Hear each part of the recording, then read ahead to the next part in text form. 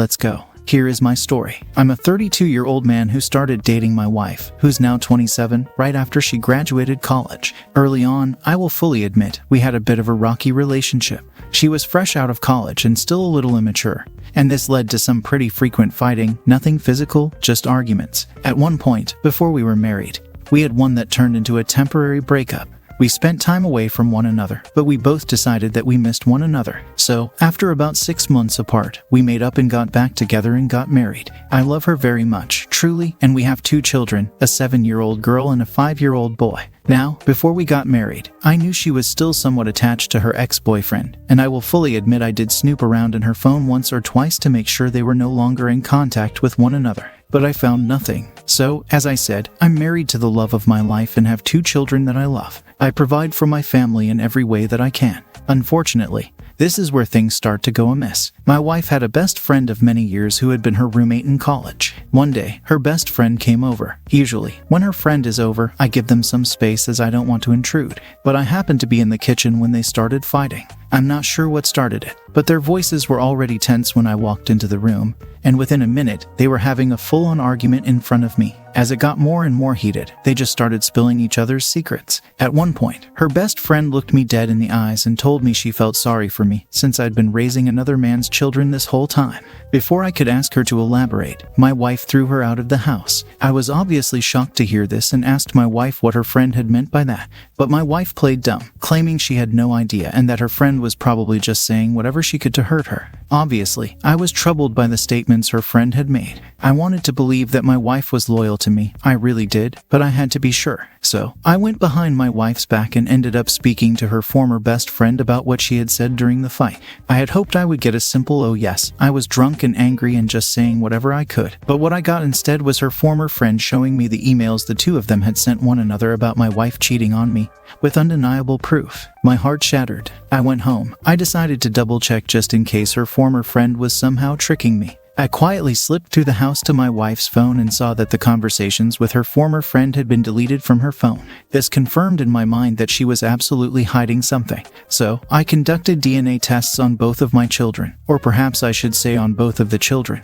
as the test came back confirming the kids were not mine. I was devastated. I had been raising another man's children for the past 7 years, thinking they were mine. Worse than that, my wife had lied to my face every day for the last 7 years. I'd had it. I confronted my wife, and she denied it once more, claiming her former friend was a liar and just trying to destroy our home. Her tune immediately changed when I showed her the test results. She broke down crying, begging me to stay and saying we could make it work. I was angry, livid even, but the anger somehow came full circle, and I felt remarkably calm. I told her that I won't leave. I won't tell anyone about the kids or her infidelity, but on one condition, she must sign a post-nuptial agreement. I told her if she signed it, then yes, we could work it out. Basically, the agreement, which she did agree to sign, said that in the event of a divorce, I would get everything, premarital and marital properties. If a divorce happens, everything I've ever earned is mine. She'd be left with nothing of my earnings and would not receive alimony. She signed it, and the lawyer and I began quietly preparing for divorce while pretending to be reconciling to buy me time for my exit,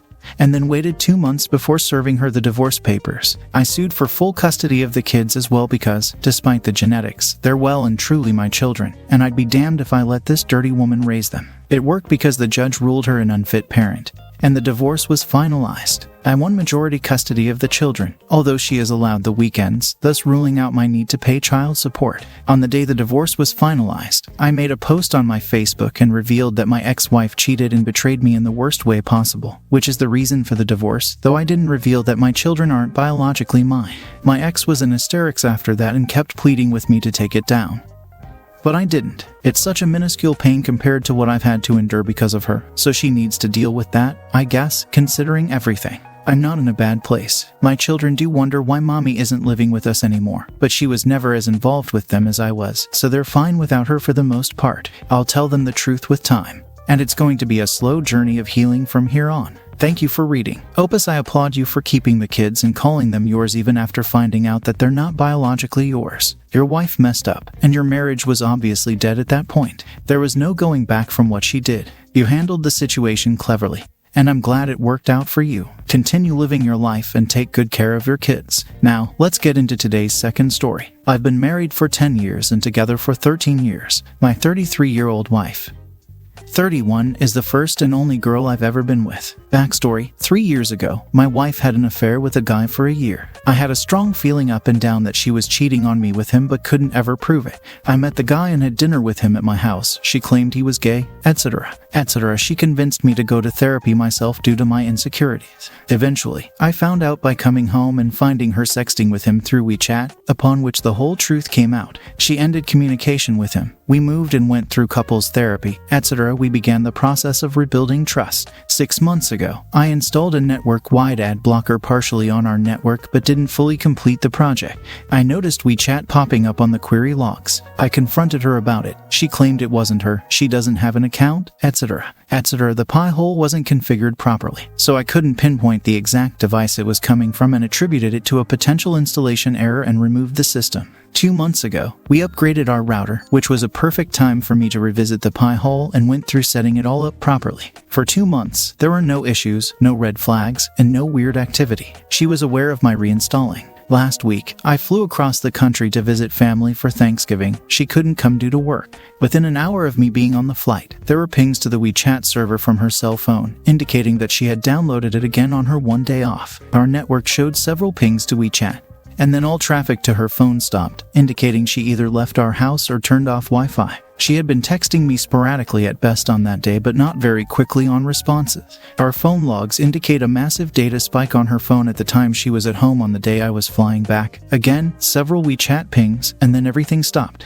For the past couple of days, I haven't confronted her. At this point, I don't know how to, really. I'm tempted to cut and run at this point. I'm tempted to confront her about it, but she has so convincingly lied to me in the past that I don't want to be made to feel crazy. As a side note, I did not install the pie hole for this purpose. I installed it to block ads. It just has this as a secondary feature. No kids are involved. I've been the primary breadwinner for our marriage. 90% of our income comes from me. However, that also means hiring an attorney early would immediately flag on our shared account. Update. Just wanted to say thank you to all who posted. It has definitely been helpful. I had never heard of gaslighting before. With lots of digging, definitely a perfect example for it, which sucks to admit. What I've discovered: suspects gaslight bad, big surprise. My wife is narcissistic. My next actions are to figure out quietly how to manage the impact of the impending divorce, no matter how deserving or undeserving she might be of a malicious divorce. That isn't me. That isn't who I am as a person. Thanks again for your time. Opus. Investigate further and figure out if she's really cheating.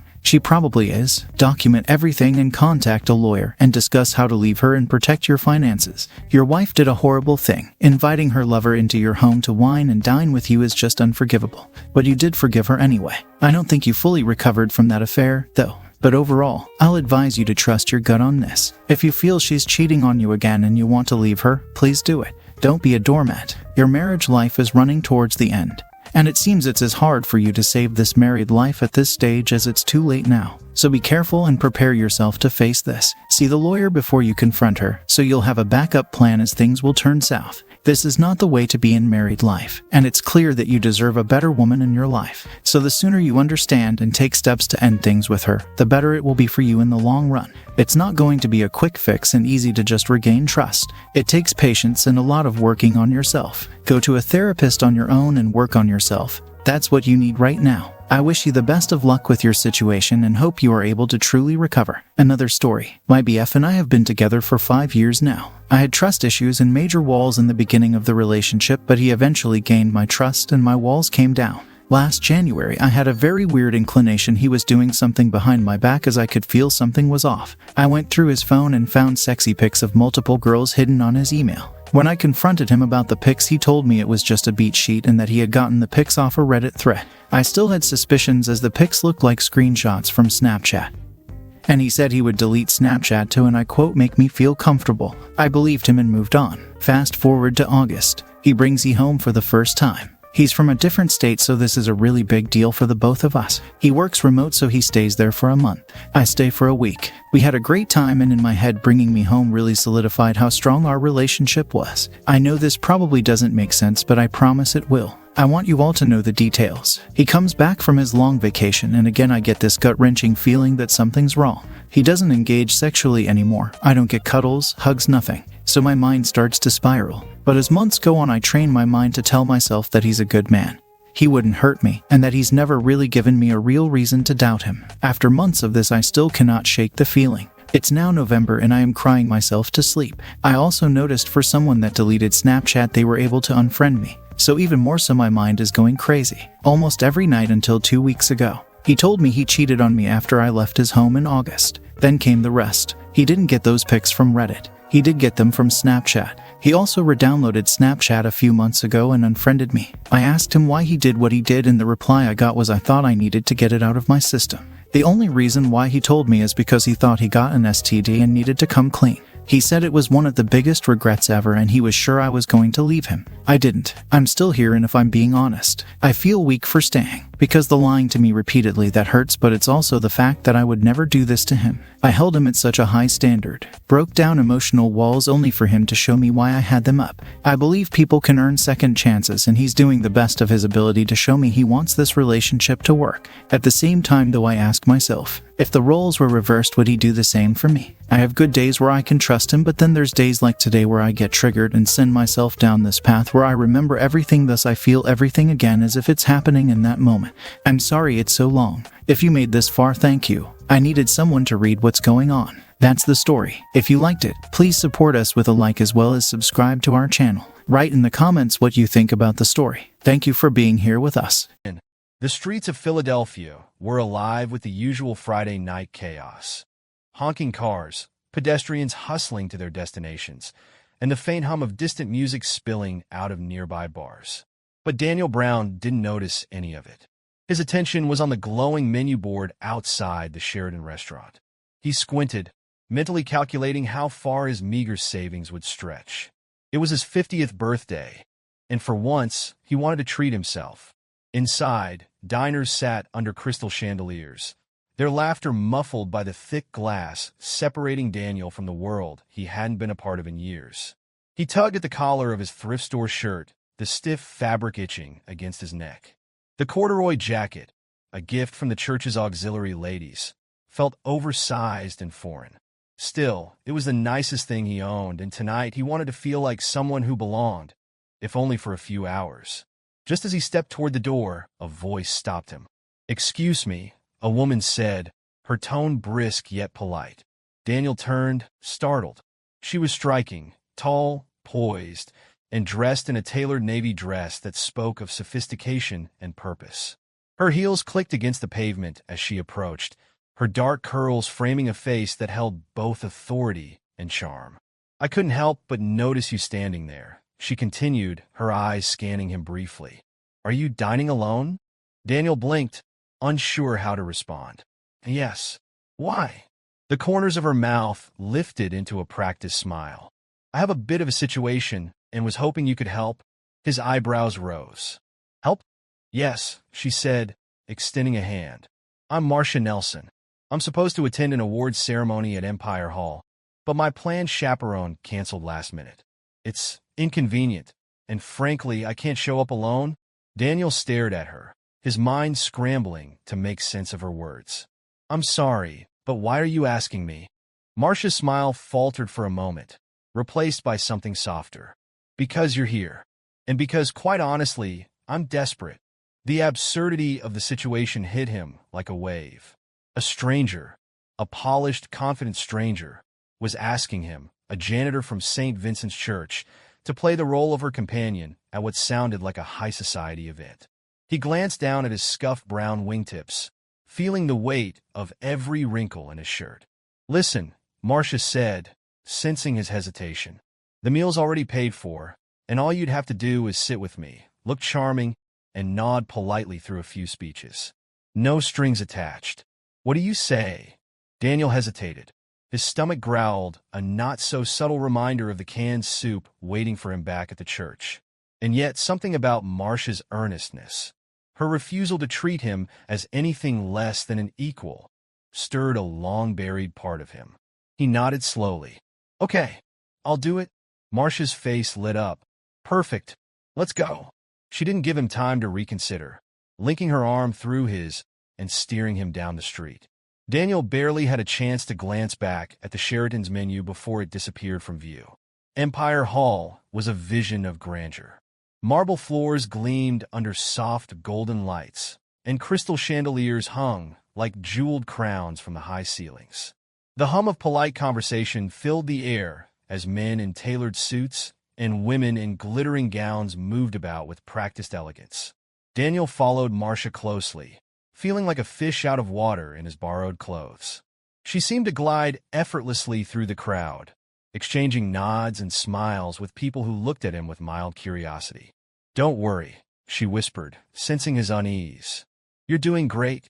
They reached their table, where name cards identified Marcia as one of the evening's honorees.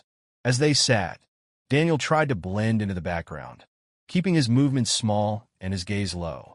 "Daniel, was it?" asked a man across the table, his voice friendly but probing. "Yes," Daniel replied, offering a small smile. "Marcia didn't mention you earlier. Are you two together?" Before Daniel could respond, Marcia leaned in, her voice smooth as silk. "Daniel is my guest for the evening, a good friend and an excellent conversationalist." The man raised an eyebrow, but didn't press further. Daniel felt a rush of gratitude toward Marcia for deflecting the question so effortlessly. As the night progressed, Daniel began to relax. The speeches, though long, gave him a chance to observe Marcia. She was charming and articulate, her presence commanding respect without demanding it.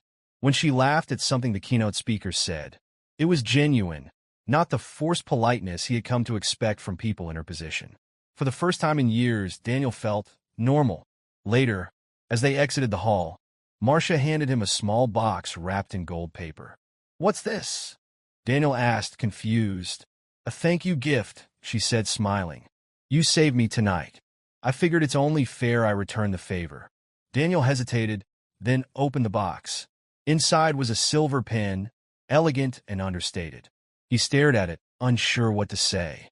"Happy birthday," Marcia added softly, surprising him. "How did you—" "You mentioned it earlier," she said, her eyes twinkling. "I have a good memory." For the first time that night, Daniel laughed, a deep, genuine laugh that echoed in the quiet street. The pen felt cold in Daniel's pocket as he walked back to St. Vincent's that night. The warmth of Marcia's kindness lingered, but it was quickly eclipsed by the chill of memory creeping into his chest. Birthdays had never been extravagant for him, just small dinners with Caroline and Claire, maybe a thoughtful gift. But this night felt like a mirror, reflecting the man he had become against the shadow of the man he once was. The bell above the church door jingled softly as he entered. The hall was quiet, save for the distant hum of Father Doyle's radio. Daniel's footsteps echoed faintly as he walked down the narrow corridor to his small, sparse room in the basement. He collapsed onto the bed, staring at the ceiling, and allowed himself to remember. The sunlight filtered through the lace curtains of their Westchester home, casting delicate patterns on the walls. The house was warm and comfortable, the kind of place Daniel had always dreamed of having. He had worked hard for it, endless hours as an actuary, crunching numbers to ensure a stable future for his family. "Morning, sweetheart," Caroline said, setting a mug of coffee on the kitchen table. She kissed his cheek absently, her lips cool and impersonal. "Morning," Daniel replied, hiding the sting of her distance. The days of warm embraces and shared laughter had faded over the years. Caroline's job at Bixler Enterprises demanded long hours, and she seemed to thrive in that world. Her sharp wit and quick charm made her indispensable to the company's CEO, Carl Bixler, a man Daniel had only met twice and disliked both times. Their daughter, Claire, was the glue that held them together. Even as a teenager, she had a way of diffusing tension with her bright smile and boundless energy. But when she left for college that September, the cracks in Daniel and Caroline's marriage widened into chasms. It was a Friday evening when the truth shattered his world. Daniel had come home early, excited to surprise Caroline with takeout from her favorite Italian restaurant. He imagined her smiling for the first time in weeks, maybe even laughing at one of his corny jokes. But as he entered the house, the sound of a suitcase being zipped broke through his thoughts. Caroline stood in the foyer, dressed impeccably as always. A suitcase sat at her feet, its wheels gleaming against the polished floor. "Going somewhere?" Daniel asked, his voice light, but tinged with confusion. She didn't look at him. I'm heading to the Poconos for the weekend. Work trip? No, she replied, her tone flat. I'm going with Carl. The words hung in the air, sharp and cutting. Daniel felt his heart stop, his mind scrambling to process what she had just said. Carl Bixler? He asked, as though there might be another Carl she was referring to. Yes. She finally met his gaze, her expression unreadable. I thought it was time to be honest with you. Carl and I, we've been seeing each other for a while. A while? How long was a while? Months? Years? Daniel's mind raced, cycling through every moment over the past year that hadn't made sense. The late nights at the office, the sudden weekend conferences, the way she avoided his touch. It all fell into place with horrifying clarity. You're serious, he said, his voice barely above a whisper. Yes, I'm serious, Caroline replied. I didn't want it to come out like this, but you deserve to know. Deserve? What did he deserve? Betrayal? Humiliation? What about us? Daniel asked, his voice trembling. What about Claire? Claire's an adult now, Caroline said dismissively. She'll understand eventually. And as for us? Daniel, there hasn't been an us for a long time. Her words struck him like a physical blow. He wanted to yell, to demand answers, but the fight drained out of him. When will you be back? He asked numbly. Caroline hesitated, then shrugged. I don't know. She picked up her suitcase and walked out the door without another word. Daniel stood frozen in the foyer, the faint scent of her perfume lingering like a ghost. The next day, Daniel sat at the kitchen table, staring at the divorce papers Caroline had left behind. She hadn't even waited for his response. The papers were unsigned, a declaration of her intention to erase him from her life without discussion. Daniel's eyes moved to the wedding photo on the mantel. They had looked so happy that day, their smiles genuine and full of promise. What had gone wrong? Had he been too busy? Too blind? Or had Caroline simply stopped loving him without telling him? By Sunday, Daniel had packed a single suitcase. He left the house key on the kitchen counter and walked out, leaving behind the life he had built. Daniel closed his eyes, the weight of those memories pressing down on him. Caroline's betrayal had hollowed him out, leaving him a shell of the man he once was.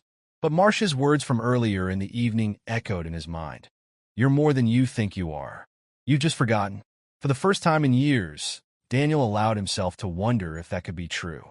The basement of St. Vincent's Church was small and dimly lit, but it offered Daniel something he hadn't realized he needed: anonymity. The creak of his cot as he sat down felt like a whisper of his new life. Unadorned, utilitarian, and, most importantly, quiet. When Daniel had first approached Father Doyle, seeking work and shelter, he hadn't expected much. The priest had studied him with curious eyes, a gentle but probing gaze that seemed to see past the facade Daniel tried to wear. Why here? Doyle had asked, folding his hands over his desk. Daniel hesitated before answering. I need to start over. Somewhere simple. Somewhere unconnected to my past. Father Doyle nodded, seemingly satisfied. We can use someone handy around the church. It's not much: room, board, and a modest stipend. But you'll earn your keep. I'm not looking for much, Daniel replied quietly.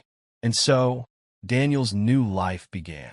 His days were filled with routine tasks: scrubbing the sanctuary's stone floors, repairing broken pews, and fixing leaky faucets in the soup kitchen. The physical labor was a welcome distraction from the storm in his mind. Each morning, Daniel rose before dawn. He would light a candle in the church's main hall, the flickering flame casting long shadows over the altar. The silence of the early hours felt like a balm, soothing the ache he couldn't quite articulate. Morning, Daniel. Father Doyle would greet him as he passed by with his coffee. Morning, Father, Daniel would reply, offering a small nod. He liked the simplicity of their exchanges. There were no prying questions, no expectations beyond the work that needed to be done. As the weeks turned into months, Daniel found himself blending into the rhythm of the church. The parishioners came to know him as a quiet but reliable presence. Some would greet him warmly, while others would simply nod in passing. It was enough. The auxiliary ladies who ran the thrift store and organized charity events often left small gifts for him: a sweater that looked like his size or a pair of sturdy work boots. Daniel accepted these gestures with quiet gratitude, though he rarely used anything beyond what was absolutely necessary. The work wasn't glamorous, but it was honest. And for a man who felt he had lost his identity, it was a start. The nights were harder. Alone in his small room, with only the hum of the old radiator for company, Daniel's mind often wandered back to the life he had left behind. He thought of Claire and wondered if she resented him for disappearing. He thought of Caroline and tried to make sense of her betrayal. He thought of their home in Westchester, wondering if she had filled it with memories that didn't include him. Some nights, the weight of it all felt unbearable. He would sit by the small window in his room, staring at the faint glow of streetlights outside, and ask himself if leaving had been the right choice. But the alternative, staying in a house filled with echoes of love turned cold, felt even worse. One afternoon, about 6 months into his new life, Father Doyle approached Daniel with an unusual request. "Daniel," he said, leaning against the doorway of the storeroom where Daniel was organizing supplies. "We've been invited to a community meeting about the homeless crisis in the area. I'd like you to come with me." Daniel frowned. "Me? Why?" "You've been working closely with our homeless center," Doyle said. "You understand their needs better than most. Your perspective would be valuable." Daniel hesitated. He wasn't used to being in the spotlight, or even the room where decisions were made. "I'm not sure I'd be much help," he said. "You might surprise yourself," Doyle replied with a knowing smile. Reluctantly, Daniel agreed. The meeting was held in a small conference room at the local community center. Around the table sat city officials, nonprofit leaders, and a few local activists. Daniel felt out of place among them, his thrift store clothes a stark contrast to their polished appearances. But as the discussion began, something shifted. One of the officials dismissed an idea about expanding the church's soup kitchen, citing budget concerns. Daniel, who had seen firsthand the impact the kitchen had on the community, found himself speaking up. "With all due respect," he said, his voice steady but firm, "the soup kitchen isn't just about feeding people. It's about dignity. It's about letting people know they're seen and cared for." The room fell silent, all eyes on him. For a moment, Daniel felt exposed, but then he saw a few heads nodding in agreement. By the end of the meeting, Father Doyle clapped him on the shoulder. "You did good, Daniel. Really good." For the first time in years, Daniel felt a flicker of pride. As the months went by, Daniel began to rediscover parts of himself he thought were lost. He took on more responsibilities at the church, overseeing repairs and helping coordinate events. The community came to respect him, not just as the quiet janitor, but as a man who genuinely cared. Still, there was a part of him that remained guarded. He had built a life of quiet stability, but the scars of his past hadn't faded. And then Marcia Nelson walked into his life, shattering the fragile equilibrium he had built. The soft light of early evening bathed the streets of Philadelphia as Daniel walked alongside Marcia. Her heels clicked rhythmically against the pavement, a sound that seemed to underscore her confident stride. Daniel, in contrast, felt acutely aware of every step he took, conscious of his ill-fitting shoes and thrift store ensemble. "So, Daniel," Marcia began, breaking the silence. "What's your story?" Daniel tensed. It wasn't the first time someone had asked him that since he started his new life at St. Vincent's, but it was the first time he cared about the opinion of the person asking. "Not much to tell," he said, keeping his voice neutral. Marcia glanced at him sideways, her eyes sharp and probing. "Come on. Everyone has a story. You don't seem like the type to end up working at a church by accident." Daniel hesitated, then offered a small smile. "Maybe another time." Marcia didn't press further, and he was grateful. They arrived at the entrance to Empire Hall, the grand venue gleaming with polished brass and marble. A doorman greeted Marcia with a nod and opened the door for them. Daniel followed her inside, feeling like a stray dog that had wandered into a palace. The room buzzed with activity. Men in sharp suits and women in glittering gowns mingled, their laughter and conversation blending into a low, pleasant hum. Crystal chandeliers cast a warm glow over the space, and the scent of fresh flowers filled the air. Marcia navigated the crowd with ease, offering polite nods and quick greetings. Daniel trailed behind her, trying to look inconspicuous. "Relax," Marcia said, leaning toward him as they reached their table. "You're doing fine. I feel like I'm sticking out like a sore thumb," Daniel muttered. "You're not," she replied with a reassuring smile. "Trust me." The table was already occupied by several people, most of whom greeted Marcia warmly. She introduced Daniel as her guest for the evening, a phrase that raised a few eyebrows but didn't invite any direct questions. As the evening progressed, Daniel found himself listening more than speaking. The conversations around the table were lively, ranging from business strategies to local politics. Daniel felt out of his depth, but managed to contribute a few polite comments when asked. Marcia, for her part, seemed entirely at ease. She laughed easily, her wit and charm drawing people in. Daniel couldn't help but admire her confidence, though it also made him painfully aware of his own insecurities. As the event wound down, Marcia turned to Daniel. "Let's step outside for a bit. It's getting stuffy in here." They found a quiet spot on the balcony, the cool night air a welcome relief from the warmth of the crowded hall. Marcia leaned against the railing, her expression thoughtful. "You did great tonight," she said. "Better than I expected. Honestly." Daniel chuckled softly. "Thanks, I think." She smiled, then grew serious. "You're not like most people I meet at these events. There's a groundedness to you. It's refreshing." Daniel looked out at the city lights, unsure how to respond. "I guess life is a way of grounding you," he said after a moment. Marcia tilted her head, studying him. "You're not going to tell me, are you? What happened to you?" "It's not a story for tonight," he replied, his voice quiet but firm. She nodded, seeming to accept his answer. "Fair enough." For a moment, they stood in comfortable silence, the distant sounds of the city filling the space between them. 2 weeks later, Marcia returned to St. Vincent's. Daniel was in the middle of repairing a pew when she appeared in the doorway, her sharp silhouette backlit by the afternoon sun. "Busy?" she asked, a teasing lilt in her voice. Daniel straightened, wiping his hands on a rag. "Always. What brings you here?" "I need another favor," she said, stepping into the church. Daniel raised an eyebrow. "Another event?" "Sort of," she replied. "There's a charity auction next weekend, and I'd rather not go alone." Daniel hesitated. The evening at Empire Hall had been pleasant enough, but the thought of stepping into another high society event made him uneasy. Marcia must have sensed his hesitation because she added, "It's a small event. Local artists mostly. Nothing as fancy as last time." He sighed. "I don't have anything to wear." She grinned. "Leave that to me." The charity auction was held in a smaller, more intimate venue.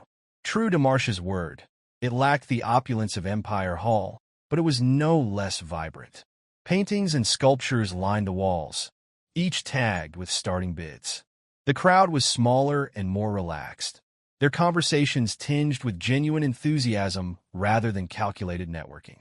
Marcia led Daniel through the room, stopping occasionally to examine a piece of art or greet someone she knew. "What do you think of this one?" she asked, pointing to a painting of a sunset over the city. Daniel studied it for a moment. "It's nice. Simple, but comforting." Marcia smiled. "Good eye. I think I'll bid on it." They continued browsing, the easy rhythm of their conversation surprising Daniel. He felt less like an outsider this time, more like a participant. At one point, Marcia turned to him, her expression thoughtful. "You're good at this, you know." "At what?" "Blending in," she said. "You might not think so, but you have a way of making people comfortable." Daniel shrugged. "I'm just trying not to embarrass you." "You couldn't if you tried," she replied with a wink. After the auction, Marcia insisted on treating Daniel to dinner at a small local restaurant. The setting was cozy and unpretentious, a welcome contrast to the grandeur of their previous outing. Over plates of pasta and glasses of wine, their conversation grew more personal. "Why do you do it?" Daniel asked suddenly. "Do what?" Marcia replied, swirling her wine. "These events, the auctions, the galas, why do you care so much?" She considered his question for a moment. "I guess I've always believed that if you have the ability to help, you should. Not everyone gets a fair shot in life. If I can tip the scales, even just a little, it's worth it." Daniel nodded, her words resonating with him more than he expected. "What about you?" she asked. "Why St. Vincent's?"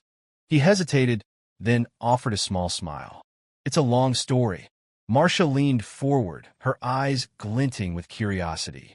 "I got time." A month later, Daniel's quiet world was disrupted once more. Seymour Schlumpf, a name and face from his past, appeared at a local charity event Marcia had invited him to. The moment Seymour spotted him, his booming voice filled the room. "Danny boy!" Seymour exclaimed, wrapping Daniel in a bear hug. "I almost didn't recognize you with that beard." Daniel froze, caught between embarrassment and irritation. Seymour's sudden presence felt like a jolt back to a life he had spent years trying to leave behind. As introductions were made, Seymour wasted no time catching Daniel up on his financial situation.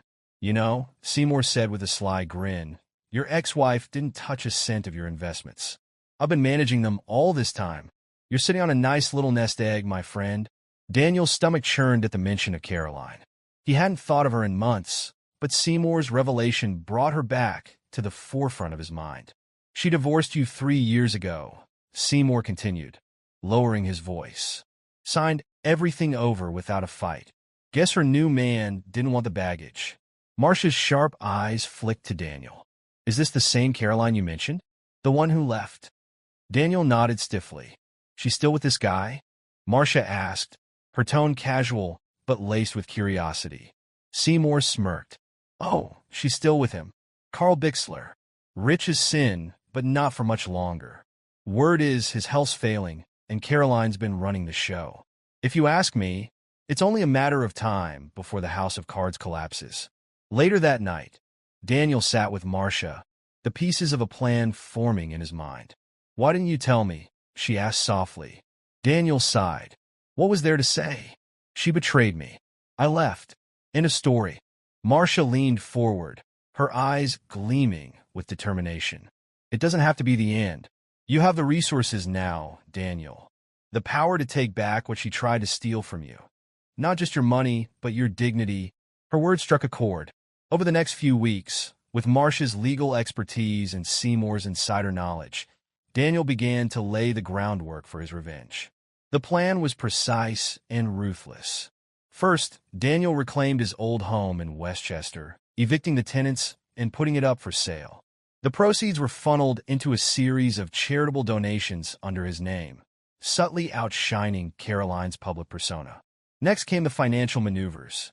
Seymour uncovered discrepancies in the Bixler Company's accounts, evidence of Caroline's mismanagement disguised as oversight. Daniel anonymously forwarded the information to a journalist known for exposing corporate fraud. The final step was personal. At a high-profile gala where Caroline was set to receive an award for her philanthropic efforts, Daniel made his move. Caroline looked radiant as she took the stage, her practiced smile hiding the chaos Daniel knew was brewing behind the scenes. As she began her speech, murmurs rippled through the crowd. Whispers of the exposé published that morning filled the room, tarnishing her pristine reputation. Daniel watched from the sidelines, satisfaction coursing through him.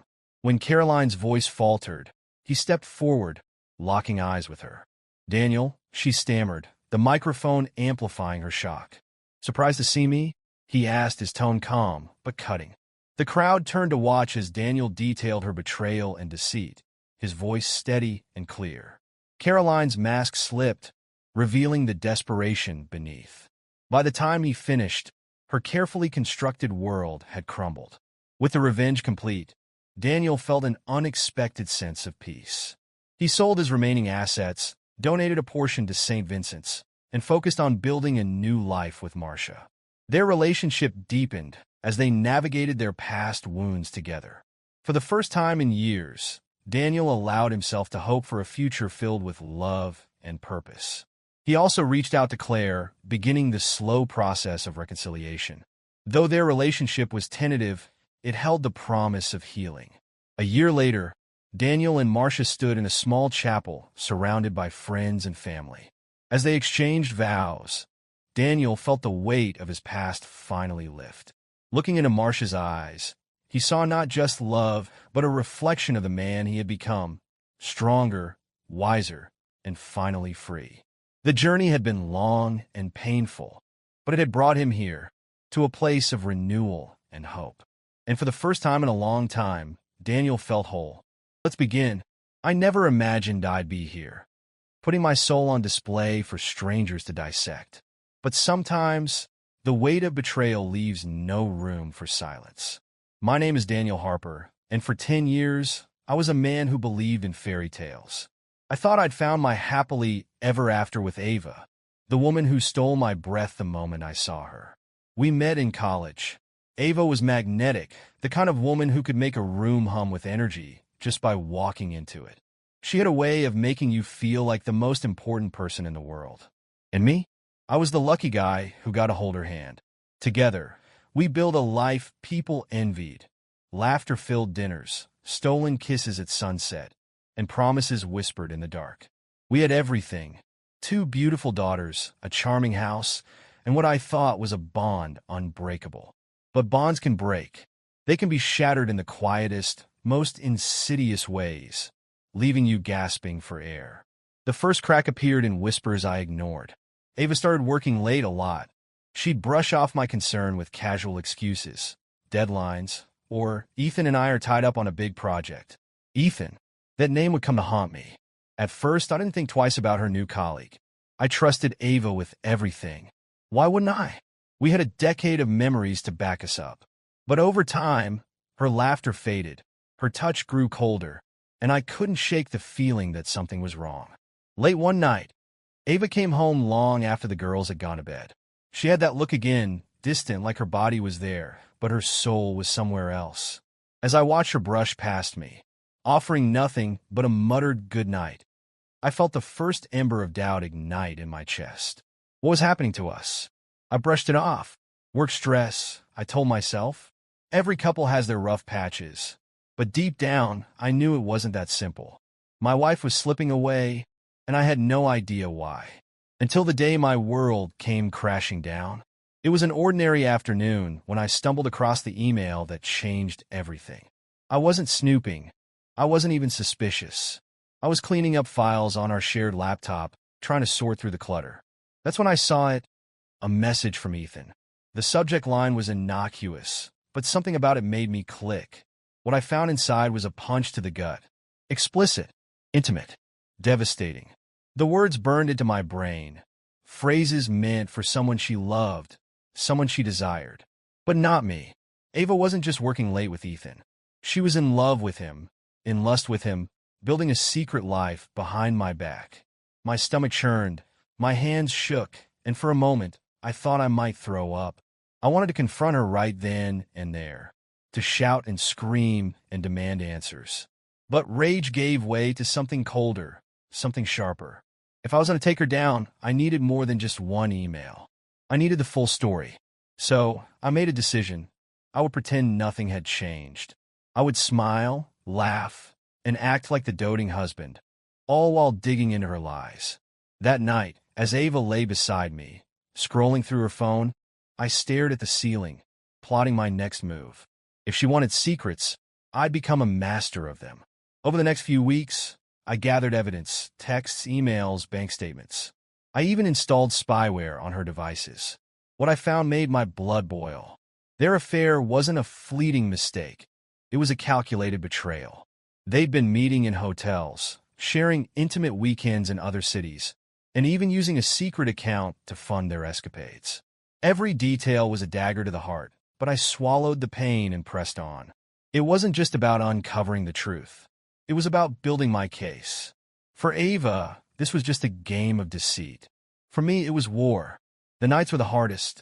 Lying next to her, knowing she'd spent the day in another man's arms, was almost unbearable. I'd hear her soft breathing, see her peaceful face, and feel a bitter cocktail of rage and heartbreak. But I wouldn't let her see it. Not yet. Every moment of feigned ignorance brought me closer to the endgame. Days turned into weeks, and I became an actor in my own life, playing the part of a clueless husband. Every meal I shared with Ava felt like a cruel joke, her laughter ringing hollow, her eyes never quite meeting mine. But I played along. I cooked her favorite dinners, asked about her day, even feigned interest in the project she claimed to be working on with Ethan. Behind the scenes, I was relentless. I documented every text she sent, every late-night call she made. The spyware revealed intimate plans, hotel bookings, secret dinners, and messages dripping with promises she used to make to me. Each discovery felt like another stab to the heart, but I refused to falter. This was bigger than my pain. It was about justice. In those quiet moments, I thought about our daughters, Lily and Emma. They were too young to understand what was happening, and I vowed to shield them from the fallout. They didn't deserve to lose their innocence because of Ava's betrayal. I tucked them in every night with stories of princesses and knights, all while carrying the weight of their mother's lies. I wouldn't let her destroy their world, not without a fight. Then came the moment that changed everything. One evening, while scrolling through the spyware logs, I stumbled upon a crucial piece of information. Ethan was married. His wife, Caroline, was an unassuming woman I'd seen at school events, quiet, reserved, with a kindness in her eyes that now seemed tragic. I realized I wasn't the only one drowning in betrayal. Caroline deserved the truth as much as I did. I orchestrated a chance meeting at a school pickup. Lily and Emma often played with Caroline's kids, so it wasn't hard to strike up a conversation. At first, I kept things light, small talk about homework and playdates. But as the weeks went by, I began to plant seeds of doubt, subtle remarks about Ava and Ethan's close working relationship. I watched as Caroline's expression shifted, her brow furrowing just enough to tell me she suspected something wasn't right. When I finally revealed the truth, it was devastating. I showed her the texts, the emails, the hotel confirmations. Her face crumpled, and for a moment, I thought she might collapse. But then something remarkable happened. The sadness in her eyes hardened into resolve. "We need to make them pay," she said, her voice trembling with fury. In that moment, Caroline became my ally. Together, we crafted a plan, not just to expose Ava and Ethan, but to dismantle the lives they'd built on lies. The day of reckoning came on a date Ava should have remembered, our wedding anniversary. I played my part to perfection, surprising her with a planned weekend getaway.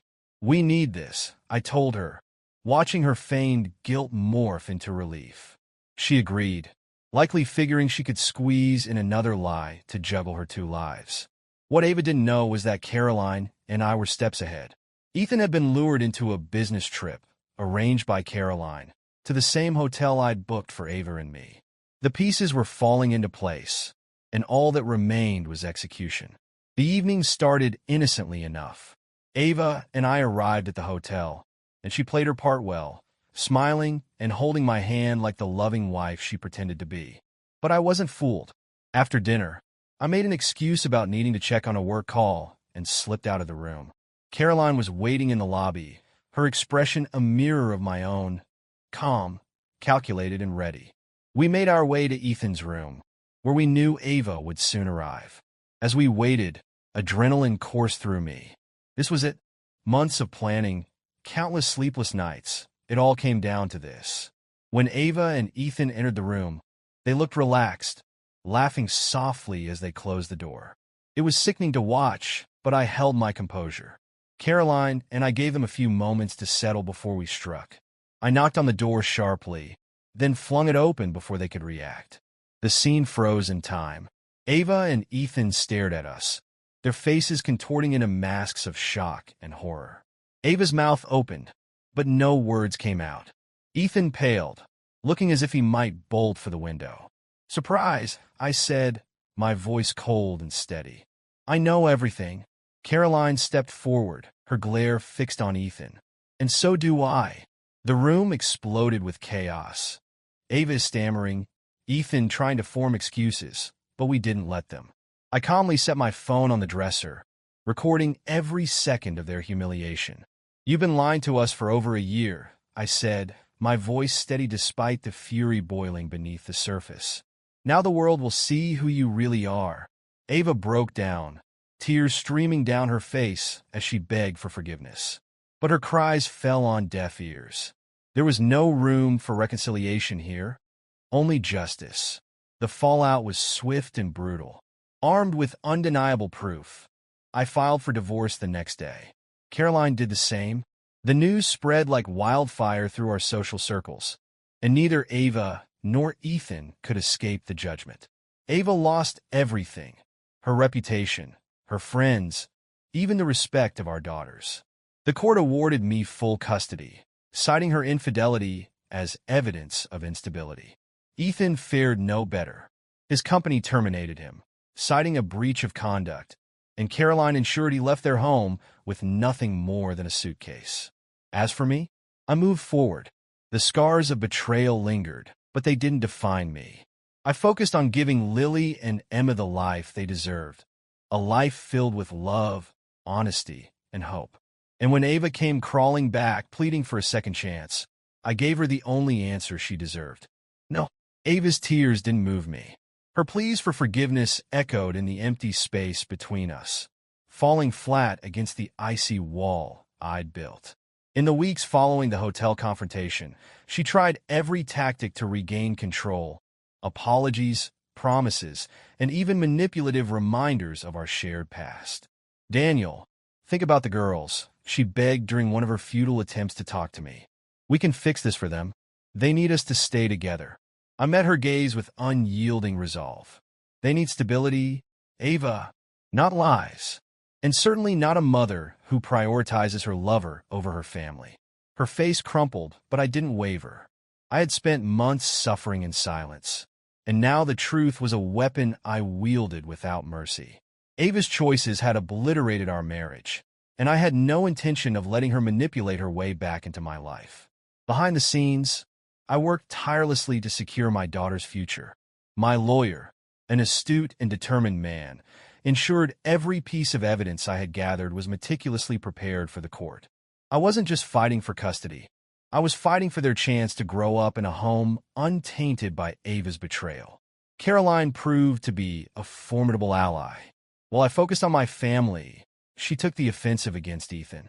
Her anger was a firestorm, consuming every vestige of the life they had shared. She exposed his affair to his employer, ensuring he was dismissed in disgrace. She reached out to their social circle, making sure the truth spread like wildfire. Ethan's downfall was swift and merciless. The partnership Caroline and I had forged during those months felt surreal. We were united by shared pain, but it wasn't a bond born of attraction. It was one of justice. She once confided in me during a late-night call, her voice heavy with emotion. "Do you think we'll ever trust again?" she asked. I didn't have an answer for her then. The wounds were too fresh, the betrayal too raw. But I promised her what I was beginning to believe for myself, that the pain wouldn't define us. We could rebuild, slowly, deliberately, and on our own terms. When the day of the custody hearing arrived, I stood in court with unwavering confidence. Ava sat across the room, her once commanding presence diminished to a shadow of itself. Her lawyer tried to paint her as a misunderstood woman, someone who had simply lost her way. But the mountain of evidence I presented told a different story. Photos, texts, bank statements, a timeline of deceit that unraveled her carefully crafted facade. When the judge spoke the final verdict, awarding me full custody of Lily and Emma, I felt a rush of relief, so profound it nearly brought me to my knees. Ava's expression was a mix of shock and devastation. She looked at me as though I had ripped her heart out, but I knew better. She had done that to herself. The weeks following the custody ruling were a whirlwind. The house, once a battleground of unspoken resentment, became a sanctuary for the girls and me. I painted their rooms with bright colors, filled the walls with their artwork, and made it a point to create new memories. Weekend trips to the beach, movie nights under homemade blanket forts, these moments became my anchor. I started seeing a therapist, not because I felt broken, but because I wanted to understand myself better. I needed to confront the emotions I had buried under layers of anger and resolve. The sessions were tough, forcing me to revisit the darkest moments, but they also gave me clarity. Ava's betrayal was not a reflection of my worth. It was a reflection of her choices. About 6 months after the dust had settled, I met someone. Claire wasn't like Ava. She didn't have that magnetic charm or an air of untouchable perfection. Instead, she had a quiet strength that drew me in, a warmth that felt genuine in a way I hadn't realized I missed. Our relationship unfolded slowly, without the urgency or blind passion that had defined my past. Claire didn't try to fix me, and I didn't expect her to. She was simply there, a steady presence as I navigated the complexities of being a single father. The girls adored her, and I found myself smiling more often, laughing in ways that felt real. Claire reminded me that life could be beautiful again, even after the deepest heartbreak. Ava's life, on the other hand, was a mess. The fallout of her affair had left her isolated and ostracized. Ethan had disappeared after Caroline's ruthless takedown, leaving Ava to pick up the pieces alone. She moved into a cramped apartment on the other side of town, far from the life she once knew. Her visits with the girls were awkward and strained, her attempts to connect overshadowed by the lingering consequences of her actions. Every now and then, I catch a glimpse of her at school events or in the grocery store. She looked smaller somehow, as though the weight of her choices had physically diminished her. There was no satisfaction in seeing her like that, just a quiet acknowledgement that she had made her bed. 1 year after everything had unfolded, I found myself sitting on the porch of our home, watching Lily and Emma chase fireflies in the fading light. Their laughter filled the air, a symphony of innocence and joy. For the first time in a long time, I felt at peace. Ava's betrayal had been a crucible, forging me into a stronger, more resolute version of myself. It had taught me that life's greatest trials often pave the way for its most profound blessings. My daughters were thriving, and I was learning to love again, not just Claire, but also the person I had become. As I watched the sun dip below the horizon, I whispered a quiet promise to myself. The past would no longer define me. My future belonged to me, and it was brighter than I could have ever imagined. Life continued to move forward, and with each passing day, the wounds left by Ava's betrayal began to fade. Lily and Emma adapted quickly to their new normal, their resilience serving as a constant reminder of what truly mattered. Their laughter filled our home, and I poured every ounce of love and energy into making their childhood one filled with joy and stability. Claire became a steady presence in our lives. Her kindness and patience allowed me to lower my guard piece by piece. She never pressured me to talk about the past, but listened intently when I chose to share. Slowly, our relationship deepened, not in the fiery, whirlwind way of my past, but with the calm assurance of two people building something real. On weekends, we'd take the girls to the park or spend lazy afternoons baking cookies. Claire had a way of making even the simplest moments feel special, and for the first time in years, I felt truly happy. She became a friend to the girls, not a replacement for their mother, but someone who loved them without hesitation. Ava's life remained a stark contrast to mine. The consequences of her actions continued to ripple through her world. Her once vibrant social life had evaporated, leaving her isolated and burdened by regret. The rare times we spoke were strictly about the girls. She often tried to apologize, to justify, but I refused to engage. "You made your choice, Ava," I told her firmly during one conversation. "Now you have to live with it." The girls, though still young, seemed to sense the distance between themselves and their mother. They rarely mentioned her unless prompted and showed little enthusiasm for the occasional visits. Ava struggled to connect with them, her guilt erecting invisible barriers she couldn't overcome. She was a shadow of the woman I once knew, lost in a storm of her own making. About 1.5 years after the divorce, Ava requested a meeting. Reluctantly, I agreed, curious but wary of her intentions. We met at a quiet cafe, the air between us heavy with unspoken tension. She looked tired, older than her years, her once bright eyes dulled by regret. "I know I don't deserve your forgiveness," she began, her voice trembling. "But I need you to know how sorry I am for everything." I studied her, searching for sincerity. "Sorry doesn't erase the choices you made," I said evenly. "It doesn't fix what you broke." "I know," she whispered. "I've lost everything, my family, my friends, my daughters. I don't know how to move forward." For a moment, I felt a pang of pity. Ava had torn apart her life with her own hands, and now she was left to sift through the wreckage. But pity wasn't the same as forgiveness, and I wasn't ready to offer her that. You move forward the same way I did, I said finally. One day at a time, you rebuild. But that's something only you can do, Ava. In the years that followed, I focused on the life I had rebuilt.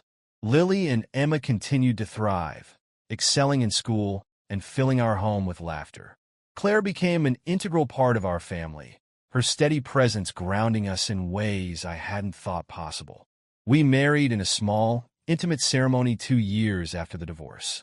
The girls were ecstatic, walking Claire down the aisle together as though they'd been waiting for this moment all along. As I exchanged vows with her, I felt a profound sense of peace. This wasn't just a new chapter, it was a new book entirely. Ava's presence in our lives dwindled over time. She continued to struggle, her attempts to reconnect with the girls often met with indifference. I didn't revel in her downfall, but neither did I mourn for the woman she had become. She was simply a cautionary tale, a reminder of how easily love and trust could be destroyed. It's been 5 years since that fateful night in the hotel room, and my life is unrecognizable from the one I thought I'd have. The pain of betrayal no longer lingers, replaced by gratitude for the lessons it taught me. I learned the value of patience, the strength of resilience, and the power of love, the kind that heals rather than hurts. Lily and Emma are my greatest joy, and Claire has become my partner in every sense of the word. Together, we've created a home filled with warmth and laughter, a life built on honesty and mutual respect. As I sit on the porch, watching the girls play in the yard with Claire, I can't help but smile. The sun dips below the horizon, casting the world in a golden glow. The scars of the past remain, but they no longer define me. They're just reminders of a journey that led me here, to a place of peace, love, and hope. And for that, I am eternally grateful.